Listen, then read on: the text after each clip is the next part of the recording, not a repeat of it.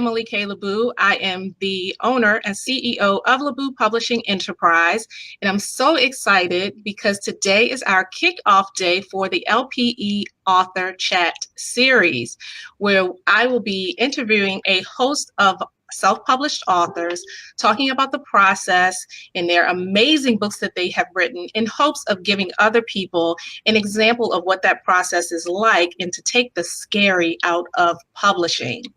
So our amazing guest today is author and domestic violence advocate. In honor of Domestic Violence Awareness Month, we have our special guest today, Mildred Muhammad. So welcome to the LPE Author Chat, Mildred. I am so honored to have you with us today. I am happy to be here with you. Thank you so much for this opportunity. You're welcome. You're quite welcome. I just thought it would be such a fitting subject for this month that we're in. Recognizing Domestic Violence Awareness Month is such a hard topic and is such a horrific thing to live through. And you know that all too well, being your circumstances of how we as the world have come to know you in being a domestic violence advocate. I know that anybody living in the DMV, the Baltimore, Virginia, DC area, pretty much knows the backstory, although everyone doesn't know. So I want you to talk a little bit first about your ordeal with being the ex-wife of the DC sniper, John Allen Muhammad. So just tell us a little bit about that, and then I want to talk about what came after that and where you are now. So just tell us a little bit about that experience, please. Well, being a victim of domestic violence is difficult for anyone. My case just happened to go nationwide. I was fleeing for my life. My abuse was not physical. 80% of victims do not have physical scars to prove that they are victims. So in 2002, there was a man and a boy in the DC area, DMV, was killing innocent people. The authorities stated the theory was that he was killing innocent people to cover up my murder so that he could come in as the grieving father to get custody of our children. So it was a domestic violence child custody issue. The difficult part about that for me is that I was blamed for his crime. Victim blaming for me was at the highest level. People said to me that if I would have stayed with him, then he just would have killed me. If I would have stayed on the on the West Coast, then the people on the East Coast would still be alive. How dare I bring this drama into this quiet community when no one else into this quiet community, and how dare I call me and my children victims when none of us were hurt or killed. Wow. So my children are just now finding out what the community had to say, but I've had to persevere through all of that in order to raise 3 children in the midst of that situation. Wow. It always strikes me when you talk about how people blamed you for that incident, because I mean, I felt personally connected to your story because during that time, I remember being scared of, to go to the gas stations because we were looking for that white box truck that people talked about. And so I remember just being so connected to that. And so when you began to share with me that people were actually blaming you for what had happened, it just floored me.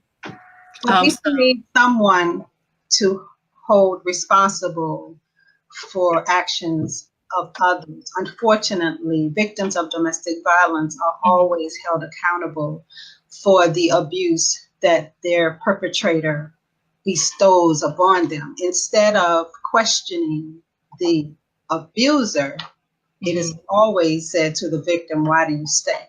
So we need to change the narrative from why do you stay to the abuser by asking him or her, why do you abuse? True. So true. So after that whole horrific ordeal for you and your family. And now, you know, my heart went out to your kids in hearing your story, because I just, you know, love children, love the teenagers. So for me, that was even more gut wrenching what your children had to endure and go through. So after that whole ordeal, you decided to write a book. And so I believe you have two now. And the first book you wrote was Scared Silent.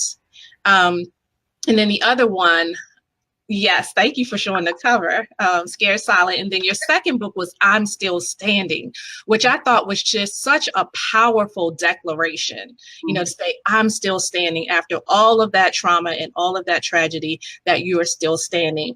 So first, I want to ask you about the first book and why you decided to write about your circumstances after that was all over and done with. What made you want to sit down and put that pen to paper to tell that story?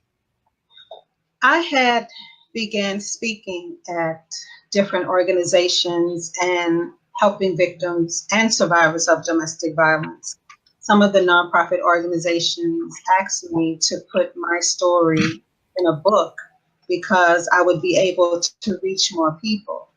And so I had already been journaling throughout the ordeal, from the beginning all the way up until that point, because journaling was my therapy. That was the only way I could get my emotions out, because there was no one that I could speak to without them trying to make me feel that that was my fault and to hold me accountable for John's actions.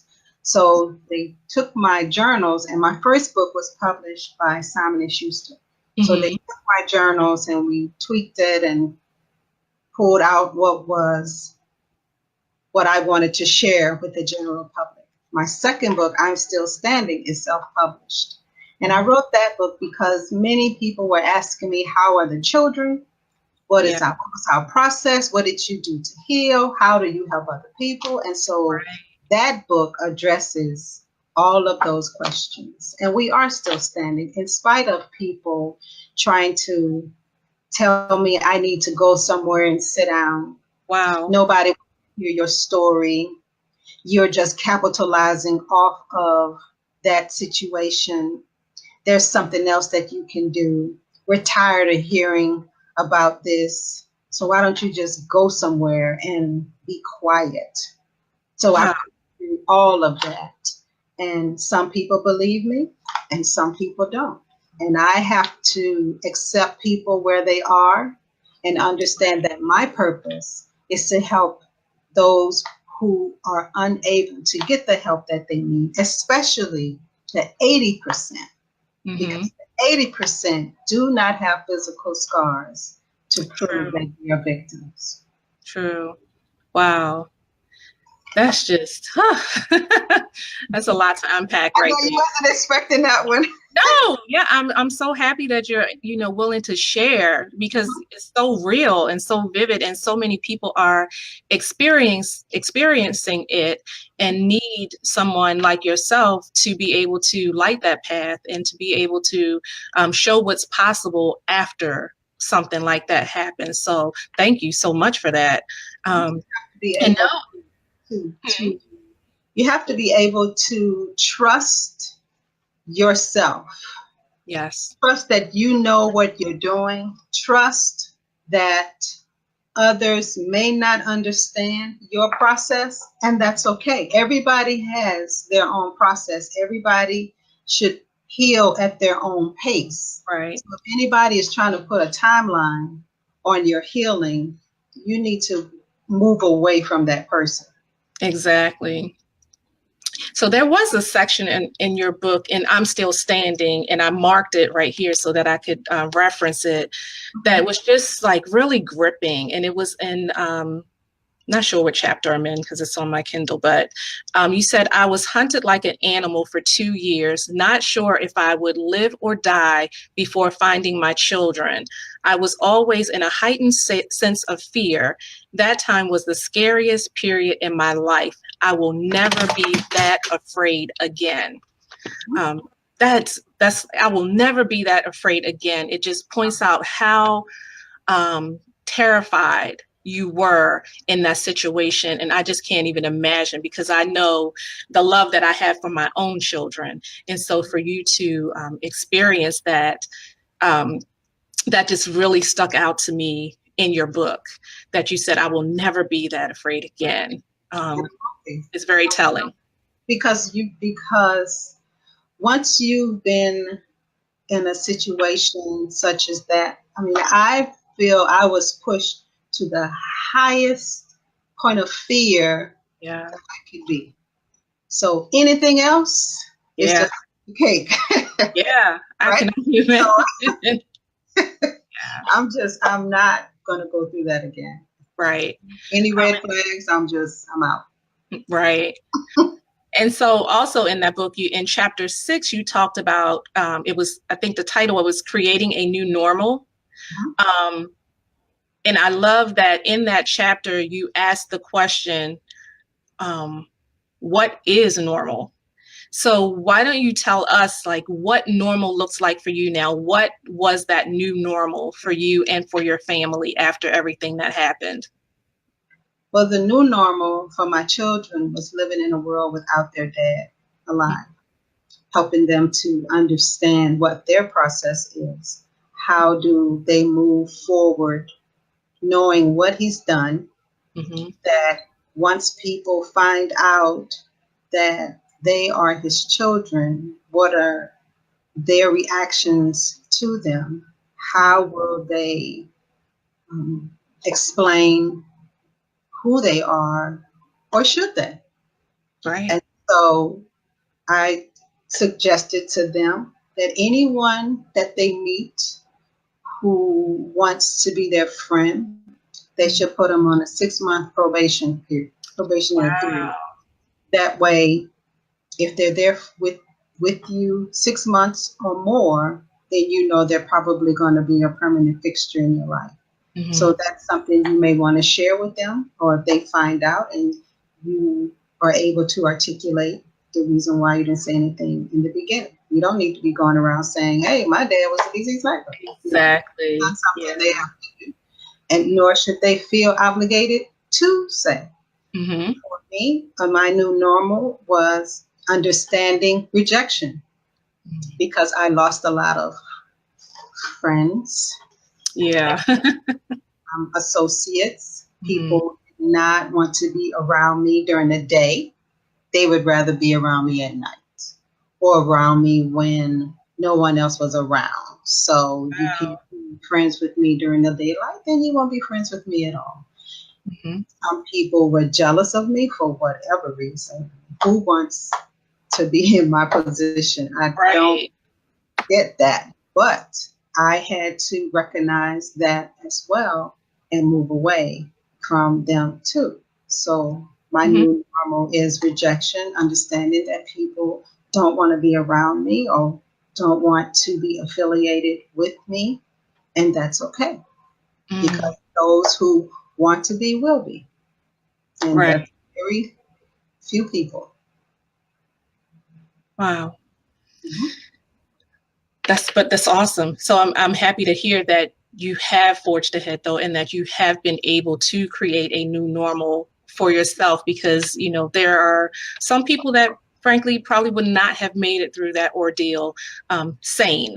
You know, so I'm happy to see that both you and your children have that new normal. And I love to see it when you talk about your children and the way that they're thriving and succeeding, and your daughter singing. And, you know, I love seeing that part of your life and seeing how you've all been able to overcome such a horrific situation. So let's talk a little bit about the challenges or the great moments that you may have had during the process of writing your book. You already talked a little bit about how writing in your journal was part of your healing process. And I always talk about the fact that there is healing through writing, and some people don't understand that, how therapeutic writing can be. But what were some of either the challenges or even some of the great moments you had when writing either both of your books, or choose either one to talk about that process?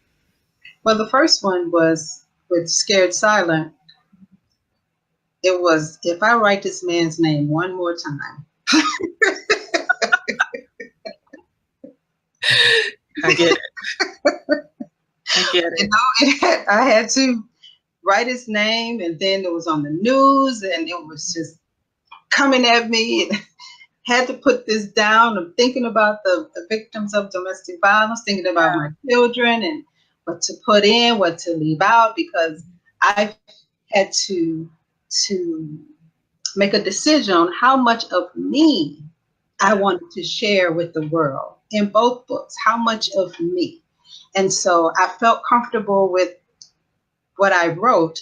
And when both of the books came back, I remember opening the box and I picked up the book. My daughter said, "Mom, why are you doing that?" I said, "Because everybody's going to read about me." Yeah, that's Kind of scary. for that, though. Yeah. So, and then what I had decided to do is once the books were released, not to read the comments because there were going to be negative comments. I was not strong enough emotionally at the time to handle those. Right. And so I look at them now. And I see how people were relating to me at that time. And I accept people where they are. I don't try to change someone's mind about how they should feel about me or the situation. Your emotions are your emotions, and you're entitled to them. He scared a lot of people all over the world, not just in the DMV area, because there were people that lived here that had family elsewhere. And so those people were traumatized and trying to figure out if their family members or friends were okay. Right. So it just wasn't about me. It was about the whole area. It's just that I was here and law enforcement said to me that you are the target. Wow. And we need to put you into protective custody, you and your children. And that's what they did until they caught him. Wow. So I know sometimes I'm watching TV and it'll just come across my mind that I'm not supposed to be here. Yeah. You know, this is the 16th year. Gosh, it was that long ago. I'm not supposed to be here. So I look at it as everything that I'm seeing are situations and people I wasn't supposed to see. Wow. You know? But yet you were here. And that's why you're still here. Right. Yeah. Wow. I'm grateful. So I'm here to help other people to understand themselves. I'm here to raise my children, because had I been killed, I don't know what would have happened to my children. So talk about what's happened since you wrote the book. That's a good segue into that. What's happened since you wrote the I'm Still Standing? So what has happened since then? Well, I am now an award-winning keynote speaker. I'm a speaker for the U.S. Department of State, certified consultant with the Office on Victims of Crime, a certified domestic violence advocate, domestic abuse survivor. And I make the distinction because abuse and violence are two different entities, whereas abuse is the 80% and the violence is the 20%. I am a trainer, educator, and a certified intuitive life coach. Nice. Awesome. And I'm helping victims on a daily basis now, because they find me on Facebook, they find me on Twitter, send me emails. If you send me an email, I'll respond within 24 hours, because I know what it's like to have somebody to wait and they never call you. Exactly. Wow. Yeah, and I did want to congratulate you, because I know you just won an award. I did. For the Woman of Inspiration Award. Achi magazine. Yes, ma'am. Yes. So congratulations to you for that. Thank you. Well, I was surprised because I was nominated. I wasn't assured to receive it, so it was really exciting. Yeah, I saw that. I was over here clapping for you. So congratulations on that. So do you have any other projects right now that you're working on? Any future books to come? What are you working on now? I'm actually working on an online course for speakers. because I Oh, was asked several times, when was I going to write a book or some kind of course to help those aspiring speakers. And the way that I became a speaker is because nobody wanted to hire me.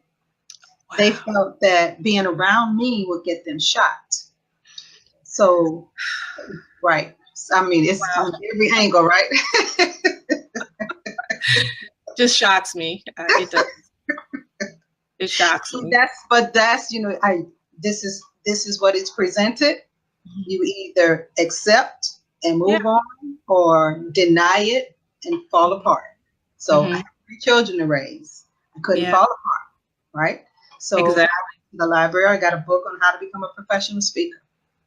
Read the book from cover to cover, called the author, asked him could I use his information. He asked me, well, what is that about? And I told him. He said, well, you know what, you do what you need to do.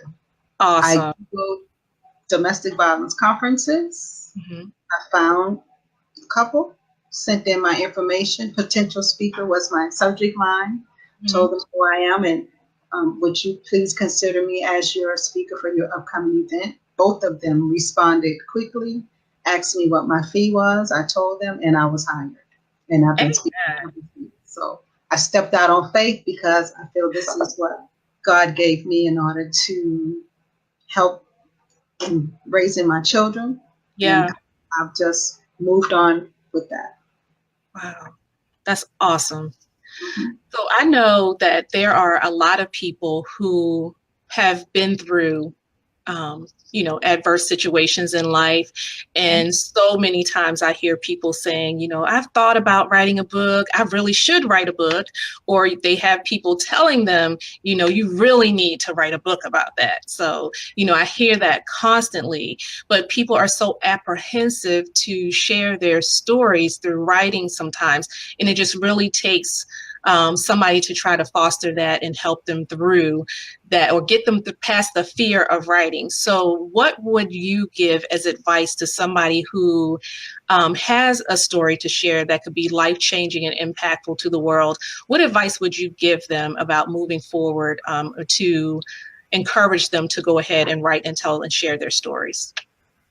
Well, the situation that they went through, they were blessed to go through it, to come to the other side, to gain an understanding, to dissect it to the least common denominator, to understand how to move forward. That's not your story anymore. Wow. That is for someone else whose life is in peril. And it's not about you. It's about the person who needs to read your story, that will be able to not go through the pitfalls you went through. Yeah. Have a better chance at getting out faster, or healing faster, or creating a diet, or whatever your story is about. It's not about you. It's not for you. It is for those who are looking for help. And it is your job to make sure that your story is in a book where it can be downloaded, Kindle or audiobook, or just someone reading it on a train or on a plane, to help them through their pain. Because there are so many people in pain, and your story could help them to heal. So true. That's so true. And so many people think, well, somebody's already written about that, or somebody's already, talking about that. But there are certain people in the world that are, I believe, assigned to you as an individual, that will only respond to what you have to say, or the way that you say it, or the way that you present it. So it doesn't matter how many people, are writing on a certain subject or talking about a certain subject. There is an audience out there for that individual person that decides to pick up that pen and write that book. So I think that's great advice. So thank you so much for sharing that. I think about it like this: how many different detergents are there? Oh my gosh. How many different types of toothpaste are there? That is How so many true. brands of toothbrushes are there? So if all of those people thought the same way as writers, then Mhm. we wouldn't have a choice of which one we would like to have. So That's a you great think about analogy. it like that. There are so many people writing the same thing, but no one can tell your story like you, which makes you unique and the only story like yours. So true. So true. What a beautiful analogy to wrap up on. So why don't you tell people where they can, one, reach out to you, because you're a domestic violence advocate and so many people are in need of services. So first, how they can reach you or give contact information about how they can get help, and then finish up by telling them where they can purchase your books. Well, they can do all of that from my website, Okay. www.mildredmuhammad.com. Okay. My books are on there. If you need to contact me, I will respond within 24 hours. If you're looking for a speaker for your event, you can contact me on there. You can also click on upcoming events and see where I will be speaking. If you're in that area, I would love to meet you. And if you have your book available, then I will personally sign it. Of course, you can get my book from Amazon or anywhere, but to get an autographed copy, Right. Yeah. to get it from my website. Okay. Give the web address one more time. It's www.mildredmuhammad. I'll spell that. Mildred is Mildred. Muhammad, Muhammad.com. Awesome. Well, thank you so much for being our first guest in the LPE Author Chat series. It has been an honor and a pleasure, and I'm just so grateful that you agreed to come and talk to our viewing audience today. And so I just thank you so much. I appreciate you. I appreciate it. I feel like you're my sister. Absolutely, we are sisters, and I appreciate you reaching out to me to share how I wrote my book with your audience. Thank you so much. Thank you. And thank you to our viewers for joining the LPE Author Chat series. We will be back again on next Saturday. Be sure to follow the LaBoo Publishing Facebook page so that you can stay connected and see more of our amazing authors as we talk to self-published authors about their experience that can help you to write your books and become an author as well. Take care and be blessed, everyone. I'm Kimberly K. LaBoo signing out. Bye-bye. Bye.